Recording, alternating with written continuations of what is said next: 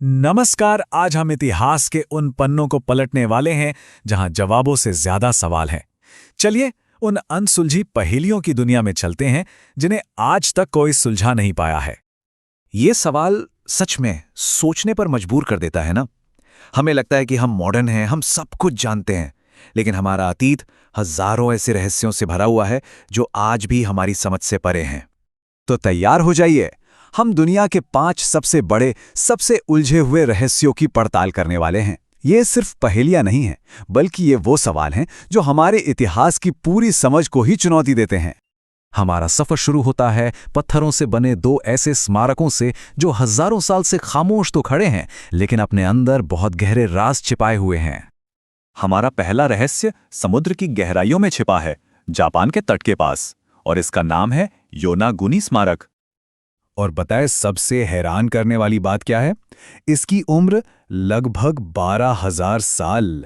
ये वो जमाना था जब इतिहास के हिसाब से इंसान सिर्फ शिकार कर रहा था और गुफाओं में रह रहा था, ना कि पानी के नीचे विशाल शहर बना रहा था। सोच कर देखिए, एक गोताखोर शार्क की तलाश में समुद्र में उतरता है और उसे पानी के नीचे पूरा का पूरा शहर मिल जाता है। ये कोई छोटी मोटी चीज नहीं, बल्कि 50 मीटर लंबा एक ढांचा है जिसमें एकदम सीधी लाइनें, सीढ़ियां और दरवाजे जैसी चीजें हैं। और सबसे अजीब बात, इसके पास जाते ही कैमरे और कंपास जैसे इलेक्ट्रॉनिक डिवाइस रहस्यमयी तरीके से काम करना बंद कर देते हैं। तो सवाल ये उठता है, क्या ये कुदरत का करिश्मा है या किसी पुरानी सभ्यता का काम? ज्यादातर वैज्ञानिक तो कहते हैं कि ये समुद्री लहरों और भूकंप का नतीजा है, लेकिन प्रोफेसर मसाकी कुमुरा जैसे कुछ शोधकर्ता मानते हैं कि इसके एकदम सटीक एंगल्स किसी खोई हुई सभ्यता की कहानी कहते हैं, जैसे कि मू या लेमुरिया, जिन्हें कहानियां में डूबे हुए महाद्वीप माना जाता है। चलिए अब समुद्र की गहराइयों से निकलकर जमीन पर चलते हैं, इंग्लैंड के एक और विशाल पत्थर के रहस्य की ओर, दुनिया का मशहूर स्टोनहेंज। स्टोनहेंज की सबसे बड़ी पहेली इसके पत्थर हैं। हर पत्थर का वजन 25 टन तक है और इन्हें 240 किलोमीटर दूर वेल से ले आया गया था। सोचिए जरा, बिना पहिए और आज की मशीनों के हजारों साल पहले ये कैसे किया गया होगा? इसे आखिर बनाया क्यों गया था? वैज्ञानिक मानते हैं कि ये एक तरह का प्राचीन खगोलीय कैलेंडर था, क्योंकि गर्मियों में एक खास दिन पर सूरज की किरणें ठीक इसके सेंटर से होकर गुजरती हैं। वहीं कुछ थ्योरीज ये कहती हैं कि ये बीमारियों के इलाज की जगह थी, या फिर यहाँ कोई खास अकूस्टिक यानी ध्वनि का गुण है जिससे आवाज किसी रॉक कॉन्सर्ट की तरह गूंजती है। अब हम अपने सफर के दूसरे हिस्से में आ गए हैं, जहां हम बात करेंगे पुराने जमाने के कम्युनिकेशन के 2 ऐसे तरीकों की जिन्हें आज तक कोई डिकोड नहीं कर पाया है। जरा कल्पना कीजिए कि रेगिस्तान की जमीन पर विशाल चित्र बने हुए हैं जो सिर्फ और सिर्फ आसमान से ही दिखाई देते हैं। ये हैं पेरू की रहस्यमयी नाज़का लाइंस।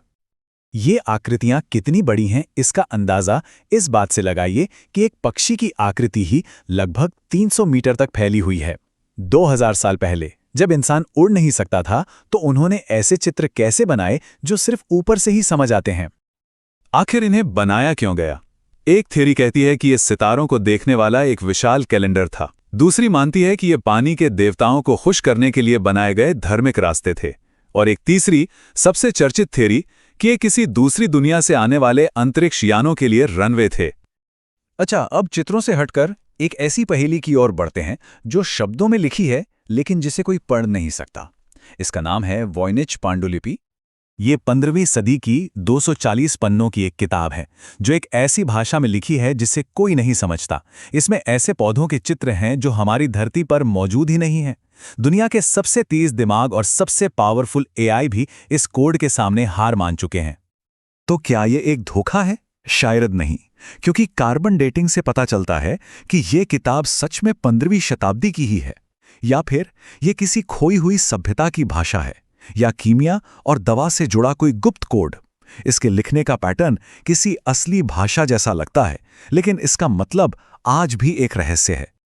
अब तक हमने प्राचीन स्ट्रक्चर्स और अनजानी भाषाओं को देखा, लेकिन हमारी आखिरी पहेली इन सब से बिल्कुल अलग है। ये एक ऐसी चीज है जहां विज्ञान और आस्था की दुनिया आमने सामने आ जाती हैं। ये है ट्यूरिन का कफन। इटली में रखा एक कपड़ा जिस पर एक इंसान की धुंधली सी छवि बनी हुई है, और लाखों लोग ये मानते हैं कि ये ईसा मसीह का कफन है। इस छवि की सबसे रहस्यमयी बात यह है कि ये एक फोटोग्राफिक नेगेटिव की तरह दिखती है, लेकिन इस पर किसी भी तरह के पेंट, स्याही या रंग का कोई निशान नहीं मिला है। तो सवाल यह है कि ये छवि बनी कैसे? और यहीं पर आस्था और विज्ञान का टकराव होता है। जो विश्वास करते हैं उनके लिए ये ईसा मसीह के पुनरुत्थान का साक्षात प्रमाण है। वहीं विज्ञान की नज़र से देखें तो 1988 की कार्बन डेटिंग बताती है कि ये कपड़ा मध्य युग का है। लेकिन इस कहानी में भी एक ट्विस्ट है। समर्थक कहते हैं कि कफन में लगी आग ने कार्बन डेटिंग को प्रभावित किया होगा। सच जो भी हो, ये छवि आखिर बनी कैसे, इसका जवाब विज्ञान के पास भी नहीं है। तो इस पूरे सफर में हमने क्या देखा? हमने उन रहस्यों पर नजर डाली जो हमें ये सोचने पर मजबूर करते हैं कि हम अपने अतीत के बारे में कितना कम जानते हैं। हमने समुद्र की गहराइयों में एक खोया हुआ शहर देखा, रेगिस्तान पर आसमान के लिए बने चित्र देखे, हजारों टन के पत्थरों का घेरा समझा, एक ऐसी किताब देखी जिसे कोई पढ़ नहीं सकता, और एक कपड़े पर बनी चमत्कारी छवि का रहस्य जाना। ये सभी एक ही बात कहते हैं, हमारा अतीत एक खुली किताब है जिसके कई पन्ने अभी पढ़े जाने बाकी हैं। तो आखिरी सवाल ये है, अगर ये वो रहस्य हैं जिनके बारे में हमें पता है, तो उन रहस्यों का क्या जो अभी तक खोजे ही नहीं गए हैं?